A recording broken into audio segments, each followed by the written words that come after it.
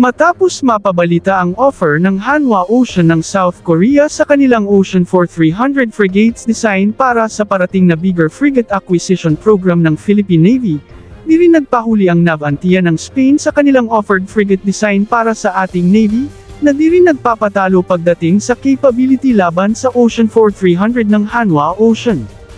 Sa parehong Indian Ocean Defense and Security 2024 Defense Exhibition sa Perth, Australia nitong nakaraang araw, ay pinakita ng Navantia ang scaled model ng isang napakagandang frigate design, ang Alpha 3000. Isang 3,000 tons frigate na kargado ng mga malalakas na missile system at mga latest electronics warfare system and radars and sensors ng Navantia, na hango sa kanilang sikat na Avante 2200 hull design na binili ng Royal Saudi Navy, at may enlarged version na offer nila sa Royal Australian Navy's Tier 2 Surface Combatant Requirement.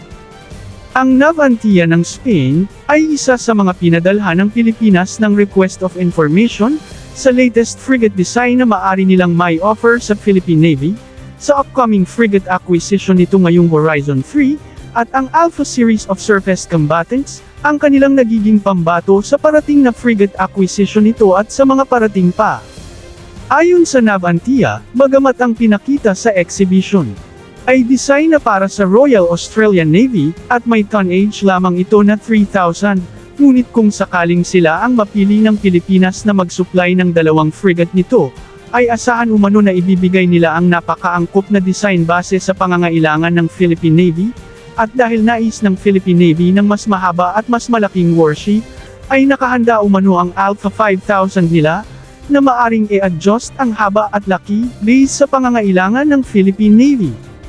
Sinasabing lalabanan ng Navantia ang mga magandang offer ng Hanwha Ocean, na nandun din sa nasabing exhibition, na pinakita din ang kanilang Ocean 4300 frigate design para sa Philippine Navy, lalo na ang magiging offer design ng Hyundai Heavy Industries na kilalang nakaka-establish na ng malakas na business foothold sa Philippine Navy.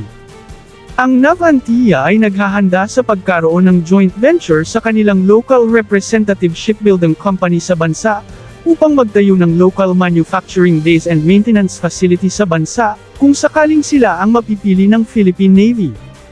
Ayon sa impormasyon, ay may malaking interes ang pamunuan ng Philippine Navy sa kumpanyang Navantia.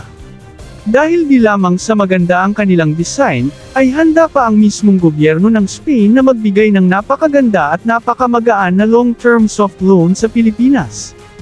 Na isa sa binanggit ni Defense Secretary Gibo Teodoro, na dahil sa suliranin ng gobyerno kung paano matustusan ang pangangailangang halaga ng mga kagamitang pandigma na nakailangan para makamit ang Comprehensive Archipelagic Defense Concept ng hukbong sandatahan, ay kailangan umanong maghanap ng ibang paraan ng pagkakaroon ng pondo, at isa na rito ang mga offered soft loan mula sa ibang bansa.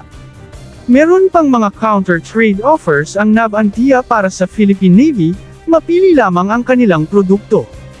Hindi pa binanggit kung ano ang mga counter-trade offers na ito. Malalaman natin yan kung nalalapit na ang pagkakaroon na ng actual na contract bidding sa nasabing Phase 3 Frigate Acquisition Program ng Philippine Navy.